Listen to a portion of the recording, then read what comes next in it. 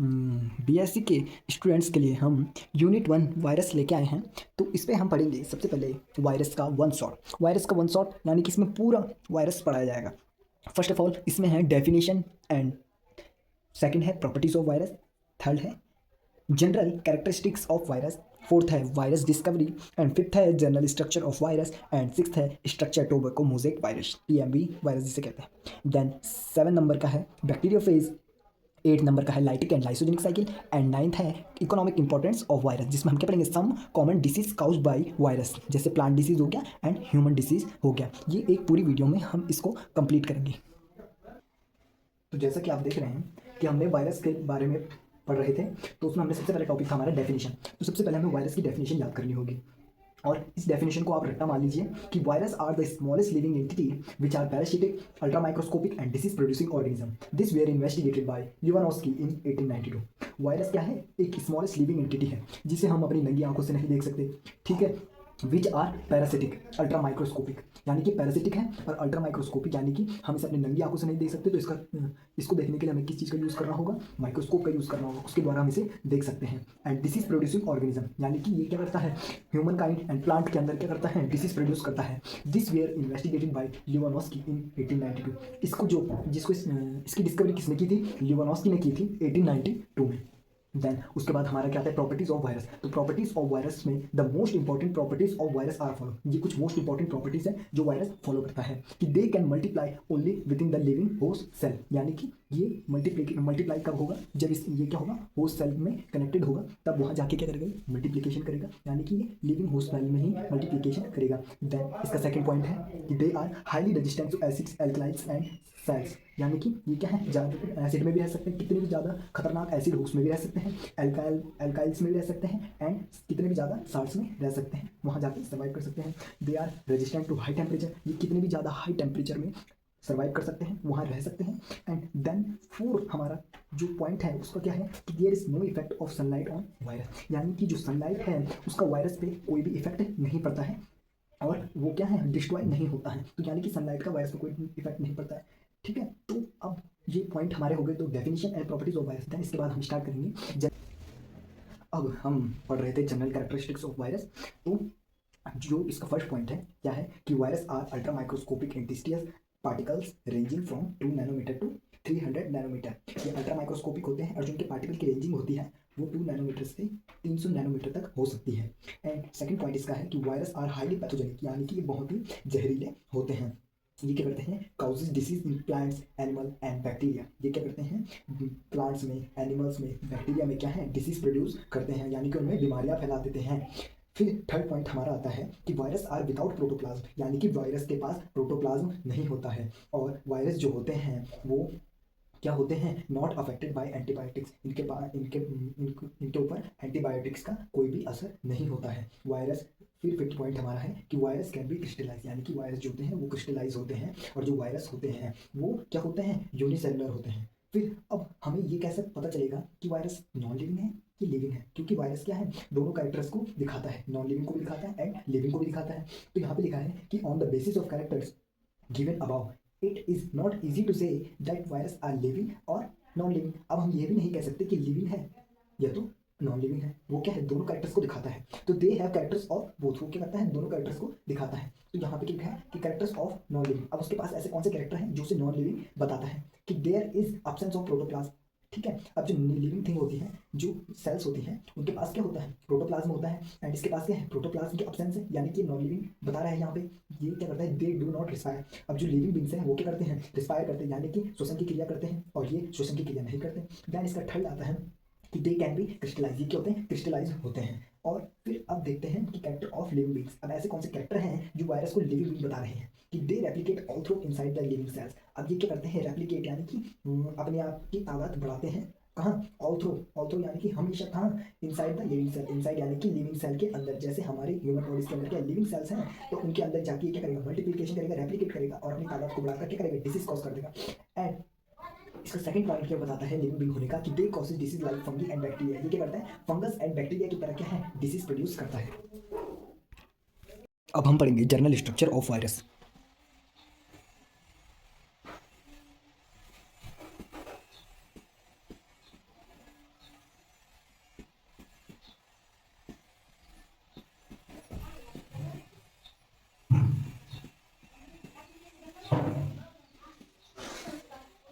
अब हम पढ़ेंगे general structure of viruses.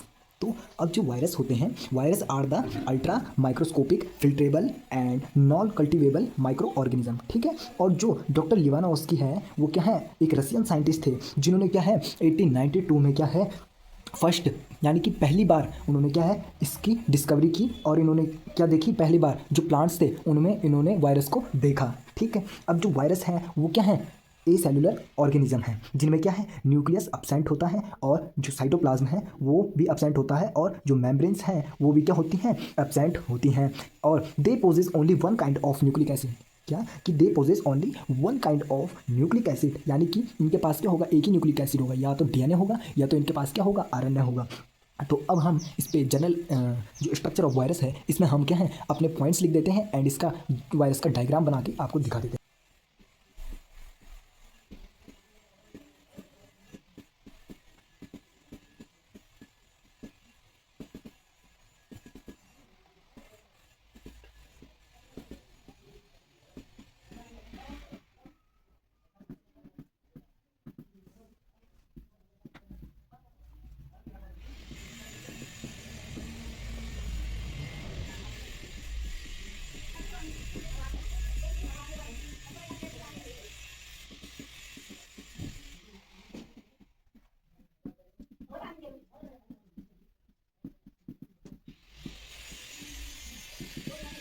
Was the first who discovered a viral disease in plants.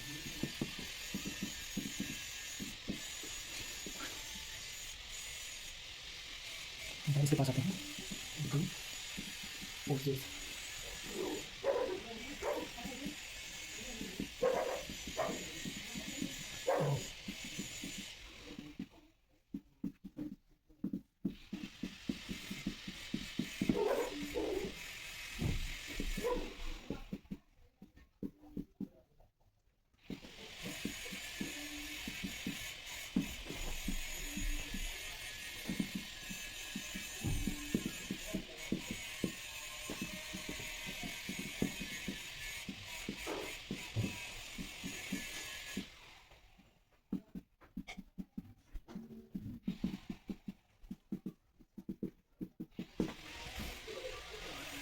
Virus का structure बना दिया है, ठीक है। तो इसमें क्या होता है, जो इसकी बाहरी लेयर है ये क्या है, सरफेस प्रोजेक्शन है जिन पे इन्वेल्प लगा है, ठीक है।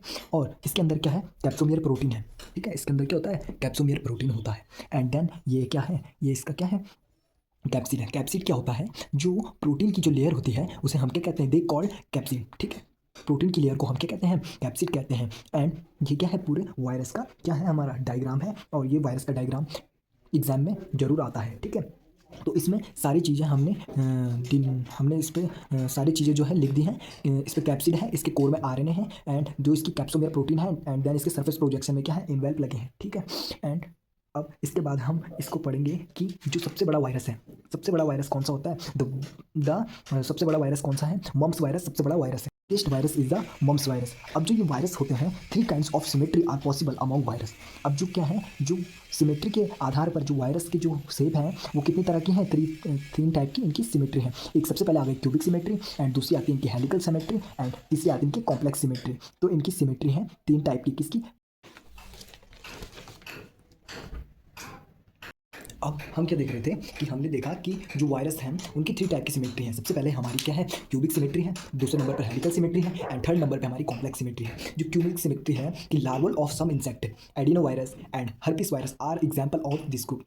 ये जो कुछ वायरस हैं ये क्या है, एग्जाम्पल है इस ग्रुप की, ठीक है, जो क्या ऐसी सिमेट्री बनाते हैं। This show a shape of icosahedron with 5-3-2 symmetry. Icosahedron symmetry एक क्या होती है, क्यूबिक टाइप की सिमेट्री होती है, 5-3-2 सिमेट्री। 5-3-2 कैसे हो गई, यानी कि ये वाला जो डायग्राम है इसमें क्या है, ऊपर से क्या है, ऊपर से क्या है, ऐसे 3 तो ऊपर से हो गई, 3 सिमेट्री ऊपर से हो गई, ठीक है, ऐसे ड्रॉ। एंड देन उसके बाद क्या है, नीचे से ये हो गए 1 2 3 4 5, ठीक है। एंड देन नीचे से 2 ये हो गए, तो ये क्या हो गई, आइसोहेड्रन विद 5-3-2 सिमेट्री, ठीक है। इसे हम क्या कहते हैं, आइसोहेड्रन विद 5-3-2 सिमेट्री। फिर सेकंड आता है हेलिकल सिमेट्री। इससे क्या है, tobacco mosaic virus the best example of helical symmetry. अब जो हेलिकल सिमेट्री है वो क्या है, टोबैको मोज़ेक वायरस जो है उसका बेस्ट एग्जाम्पल है। अब टोबैकोमोसिस वायरस के बारे में हम आगे बढ़ेंगे, ठीक है। फिर थर्ड नंबर की आती है कॉम्प्लेक्स सिमेट्री, यानी कि जटिल सिमेट्री, ठीक है, जटिल symmetry at the tail end 6 cylinder tail fibres also remain present virus bacteriophage variola and vaccinia and cowpoxes complex symmetry. अब बैक्टीरियोफाज की जो सिमेट्री है वो बहुत ज़्यादा कॉम्प्लेक्स है, यानी कि बहुत ज़्यादा जटिल है। उसके पास टेल भी होते हैं 6 सिलेंडर टाइप के, उसके 6 सिलेंडर टाइप के उसके पास के होते हैं, टेल होते हैं, फाइबर्स होते हैं टेल के, ठीक है। एंड उसके पास हेड होता है, उसका न्यूक्लिक एसिड होता है, और भी उसके पास प्रेजेंट होती हैं उसकी बॉडी के कुछ पार्ट्स। तो अब हम इसके बाद पढ़ेंगे हम टोबैकोमोसिस वायरस के बारे में, जो क्या है आपके एग्जाम के लिए बहुत ही इंपॉर्टेंट है। तो देन अब हम स्टार्ट करते हैं हमारा टोबैकोमोसिस वायरस। अब हम पढ़ रहे थे कि जो स्ट्रक्चर ऑफ टोबैकोमोसिस वायरस, इसके बारे में हम बता रहे थे, ठीक है। तो यहाँ पे मैंने टोबैकोमोसिस वायरस का डायग्राम बना दिया है, और इस पर क्या है, प्रोटीन की सब यूनिट्स हैं, ठीक है। और यहाँ पे क्या है, इसका हेलिकल आरएनए है, ठीक है। इसकी स्ट्रक्चर भी आती है एग्जाम में।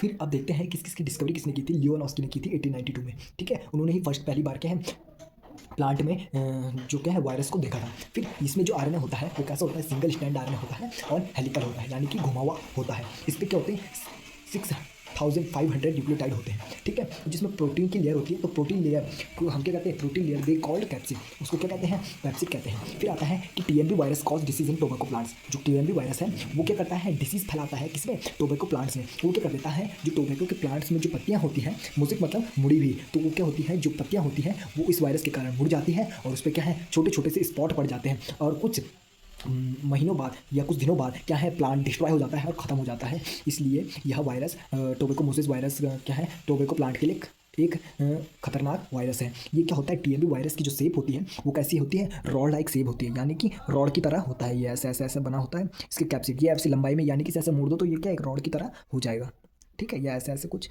इस प्रकार से बना होता है, ऐसे बना होता है, और इसका ये हेलिकल आरएनए, ठीक है। तो देन ये हमारा हो चुका है। अब इसके बाद हम पढ़ेंगे, इसके बाद हमारा जो टॉपिक आता है वो कौन सा आता है कि बैक्टीरियोफाज। अब बैक्टीरियोफाज की तब हम क्या पढ़ेंगे, उसका रिप्रोडक्शन पढ़ेंगे, ठीक है। फिर लाइटिक एंड लाइसोजेनिक साइकिल पढ़ेंगे। देन उसके बाद पढ़ेंगे हम economics important of viruses. Then उसके बाद हम क्या पढ़ रहे थे, बैक्टीरियोफाज के बारे में पढ़ेंगे, ठीक है। तो बैक्टीरियोफाज क्या होता है, एक कॉम्प्लेक्स सिमेट्री होती है। हमने पिछले उसमें पढ़ा सिमेट्री में, वायरस की जो सिमेट्री थी उसमें हमने पढ़ा कि जो बैक्टीरियोफाज की जो सिमेट्री होती है वो कॉम्प्लेक्स सिमेट्री होती है। तो इसमें हमने बैक्टीरियोफाज का स्ट्रक्चर बना दिया है।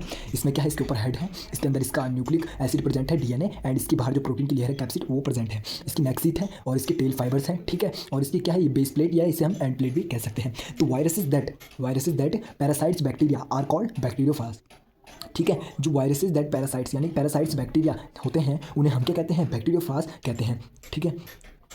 सेकंड पॉइंट इसका आता है कि the phages that attack the bacterial cells are called bacteriophage. अब जो कि बैक्टीरियोफाज होता है, ये क्या करता है, जो भी बैक्टीरियल सेल्स होते हैं उनमें जाके क्या करता है, अटैक करता है, और वहाँ जाकर क्या करता है, अपने न्यूक्लिक एसिड को उनके अंदर क्या कर देता है, इंजेक्ट कर देता है। इंजेक्ट करने के बाद वो जो न्यूक्लिक एसिड है वहाँ जाके क्या करता है, मल्टीप्लिकेशन करता है, और जो बैक्टीरिया का जो डीएनए है उसको क्या कर देता है, उसको डिस्ट्रॉय करके अपने डीएनए का मल्टीप्लिकेशन करके अपनी आबादी को बढ़ाता है। और ऐसे करके वो क्या करता है, जो भी बैक्टीरियाज होते हैं उनको क्या कर देता है, डिस्ट्रॉय कर देता है। ये बैक्टीरियोफाज है, ठीक है। तो बैक्टीरियोफाज की डिस्कवरी किसने की थी, the first discovered by d'Herelle and Twort. तो डी हार्ली ने 1970 में की इसकी खोज, ठीक है। अब हम पढ़ेंगे बैक्टीरियोफाज की रिप्रोडक्शन के बारे में, जो क्या है, लाइटिक साइकिल है एंड लाइसोजेनिक साइकिल है। तो अब हम उसे पढ़ते हैं। अब हम lytic cycle and lysogenic cycle पढ़ेंगे। तो लाइसिक साइकिल में 5 फेजेस होते हैं। पहला होता है अटैचमेंट, देन सेकंड होता है penetration and injection, and third होता है बायोसिंथेसिस या रेप्लिकेशन बोल सकते हैं हम उसे। फिर आता है हमारा चौथा नंबर का, जिसमें क्या होता है, सेल्फ असेंबली होती है and packaging of viral components, and 5 आता है हमारा lysis of host cell. Then lysogenic cycle में भी यही होता है, पहला आता है अटैचमेंट, दूसरा आता है पेनिट्रेशन, एंड थर्ड आता है इंटीग्रेशन, ठीक है। तो अब हम इसे पढ़ते हैं। तो जो लाइटिक साइकिल में जो बैक्टीरियो फेज होता है वो कौन सा होता है, T4 बैक्टीरियो फेज होता है, और जो लाइसोजेनिक साइकिल में होता है वो कौन सा होता है, लैम्डा बैक्टीरियो फेज होता है। तो अब हम सबसे पहले पढ़ेंगे लाइटिक साइकिल को। तो हम क्या पढ़ रहे थे, लाइटिक साइकिल। तो लाइटिक साइकिल में जो बैक्टीरियो फेज होता है वो कौन सा बैक्टीरियो फेज होता है, T4 बैक्टीरियो फेज होता है। सबसे पहले हम चलते हैं स्टेप 1 में, अटैचमेंट में। तो सबसे पहले बैक्टीरियो फेज जो होगा वो जब होस्ट सेल के, यानी कि किसी दूसरे सेल के ऊपर जाएगा, तो वो होस्ट सेल जो होता है उसके ऊपर क्या होते हैं, रिसेप्टर होते हैं, और उनमें क्या होता है, रिसेप्टर बाइंडिंग प्रोटीन होता है, ताकि जो बैक्टीरिया फेज है वो उसके ऊपर आके अच्छे से चिपक जाए, ठीक है। तो बाद में फिर दूसरे नंबर पे जो हमारा स्टेप है वो क्या होता है, पेनिट्रेशन एंड इंजेक्शन। पेनिट्रेशन में क्या होता है, जो हमारा बैक्टीरिया फेज है वो अपनी टेल फाइबर से क्या है कुछ एटीपी को रिलीज करता है। एटीपी को रिलीज करने से क्या होता है, वो अच्छी तरीके से क्या है जो होस्ट सेल है उसमें क्या है चिपक जाता है, और कुछ प्रकार के एंजाइम भी वो क्या करता है रिलीज करता है ताकि उस पर अच्छे से चिपका रहे। फिर जो हमारा होस्ट सेल है उसमें से क्या होगा, लाइसोजिम नाम का एंजाइम रिलीज होगा और उससे क्या होगा, एक होल सिक्रेट हो जाएगा। और फिर आएगा हमारा इंजेक्शन। इंजेक्शन में क्या होगा, जो हमारा बैक्टीरिया फेज है, बैक्टीरिया फेज जो हमारा है उसमें से क्या है, बैक्टीरिया फेज का डीएनए होस्ट सेल के डीएनए में चला जाएगा। वायरल डीएनए है जो लिखा है, ठीक है। फिर क्या करेगा, डिस्ट्रॉय द बैक्टीरियल डीएनए। और वो क्या करेगा, बैक्टीरियल जो डीएनए जो उसको क्या करेगा, डिस्ट्रॉय करने का काम करेगा। फिर उसको डिस्ट्रॉय करने के बाद क्या करेगा, वो करेगा बायोसिंथेसिस एंड रेप्लिकेशन। रेप्लिकेशन आपको पता है कि रेप्लिकेशन मतलब क्या होता है, अपने आप को बहुत से तादाद में बढ़ाना, यानी कि मल्टीप्लिकेशन भी हमसे कह सकते हैं एक तरीके से। तो बायोसिंथेसिस भी होगा उसमें, ठीक है। तो viral components capsid, tails, fibres, protein, base and etcetera, ये क्या होंगे, जो भी उसके पार्ट्स होंगे वो क्या होंगे, बायोसिंथेसिस में क्या होने लग जाएंगे, उसके कारण वो क्या होने लग जाएंगे, डेवलप होने लग जाएंगे। और जो रेप्लिकेशन होने से क्या होगा, वो वायरल कंपोनेंट क्या है बहुत से वो क्या है बहुत से तादाद में बढ़ जाएंगे। देन हमारा स्टेप 4 आता है self assembly and packaging of viral components. इसमें क्या होगा, सेल्फ असेंबली यानी कि अपने आप को असेंबल करना, यानी कि खुद को असेंबल कर लेंगे, अपना हेड बना लेंगे, अपने टेल को सही जगह पे लगा लेंगे एंड अपने बैक्टीरियल डीएनए को कैप्सिड के अंदर डाल देंगे। ऐसी कुछ प्रक्रियाएं होंगी जिससे वो सेल्फ असेंबली करेंगे, पैकेजिंग ऑफ वायरल पैकेजिंग कर देंगे वायरल कंपोनेंट्स की। देन स्टेप 5 आता है हमारा lysis of host cell. Lysis यानी कि जो बैक्टीरियोफाज है वो क्या करेगा, लाइसिन नाम का एंजाइम सीक्रेट करेगा, जिसके कारण क्या है, वो क्या जो होस्ट सेल है वो क्या हो जाएगी, फट जाएगा। और उसमें से क्या है, उसमें एक होल हो जाएगा या फट जाएगा, और फिर उसके द्वारा क्या है वो बाहर निकल जाएंगे और क्या करेंगे, इन्फेक्ट अदर सेल को क्या करेंगे, इन्फेक्ट करेंगे। Almost 100-200 virus release from host cell, यानी कि जो 100 या 200 वायरस क्या है होस्ट सेल से निकलते हैं।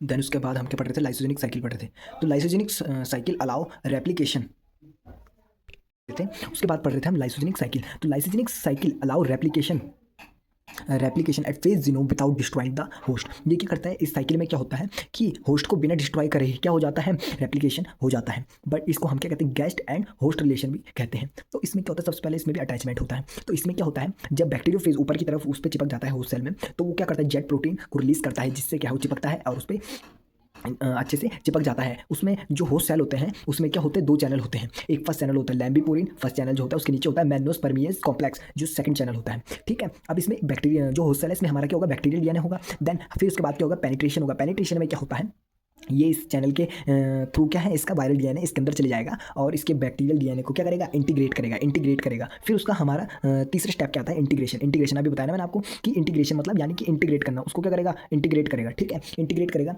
तो ये क्या होगा, आधा डीएनए बैक्टीरियल डीएनए का है और आधा डीएनए किसका है, वायरल डीएनए का है। तो ये दोनों अपने आप को इंटीग्रेट करेंगे और आपस में क्या है जुड़ जाएंगे। और ये किससे होंगे, बाइंड विद स्पेशल प्रोटीन। एक स्पेशल प्रोटीन होता है जिसके थ्रू क्या होंगे, ये बाइंड होंगे। वो स्पेशल प्रोटीन क्या है, इंटीग्रेस प्रोटीन, ठीक है। फिर जब ये दोनों जुड़ जाएंगे तो ये क्या होगा, एक इसमें वायरल डीएनए हो जाएगा, दूसरे इसमें बैक्टीरियल डीएनए हो जाएगा, जो क्या होता है प्रोफेज होता है, ठीक है। देन उसके बाद क्या आता है हमारा, ये दोनों फिर आपको पता है रेप्लिकेशन करेंगे। रेप्लिकेशन करने के बाद ये क्या होगा, इनमें बाइनरी फ्यूजन होगा और कॉन्टैक्ट विथ और रेडिएशन और केमिकल चेंज एनवायरनमेंट। अब क्या होगा, एनवायरनमेंट में कुछ केमिकल चेंजेस होंगे और जिसके कारण क्या है, ये बाद में क्या हो जाएगा, फिर से क्या है, लाइसिस द होस्ट सेल का क्या होने लग जाएगा, लाइसिस होने लग जाएगा दोबारा से। फिर वही साइकिल क्या है दोबारा से आने लग जाएगी। तो lysogenic cycle also change in lysis cycle, ठीक है। अब इतना सारा हमने लाइसोजेनिक साइकिल पढ़ लिया, लाइसिक साइकिल पढ़ लिया, एंड द लास्ट टॉपिक बचा है इकोनॉमिक्स इंपॉर्टेंट ऑफ वायरस, ठीक है। लास्ट टॉपिक हमारा ये है। इसमें सबसे पहले प्लांट डिसीज पढ़ेंगे और उसके बाद हम पढ़ेंगे ह्यूमन डिसीज। तो प्लांट डिसीज में हम सबसे पहले पढ़ेंगे टोबैको मोसेक डिसीज, जो किसके द्वारा होता है, टोबैको मोसेक वायरस के द्वारा। इसमें क्या होता है, तंबाकू के पत्ते में क्या होता है, तंबाकू के पत्ते की जो हो जाते हैं वो कैसे हो जाते हैं, करली टाइप के हो जाते हैं, ठीक है, मुड़ जाते हैं और उनमें क्या स्पॉट्स पड़ जाते हैं और जिससे क्या होता है, टोबैको का प्लांट क्या हो जाता है, डिस्ट्रॉय हो जाता है। सेकंड हमारा आता है लीफ कर्ल ऑफ पपाया। इसमें इसका जो वायरस है PLCV है, पपाया लीफ कर्ल वायरस। इसमें क्या होता है, पपाया की लीफ भी कर्ल हो जाती है। देन हमारा आता है पोटैटो लीफ रोल। इसमें क्या हो जाता है, पोटैटो की लीफ रोल हो जाती है, ठीक है। उसमें आता है फिर हमारा आता है चौथे नंबर का टोमेटो लीफ कर्ल। इसमें भी टोमेटो की लीफ कर्ल हो जाती है। टुंगरू डिसीज ऑफ राइस, ये टुंगरू डिसीज ऑफ राइस ये एक वो डिसीज़ होती है राइस के प्लांट में, ठीक है। और फिर आते हैं हम ह्यूमन डिसीज़ में। ह्यूमन डिसीज़ क्या है, एक सबसे पहले हम पढ़ेंगे येलो फीवर, ठीक है, जिसे हम बोलते हैं पीला बुखार, ठीक है, पीला बुखार बोल सकते हैं इसे, ठीक है।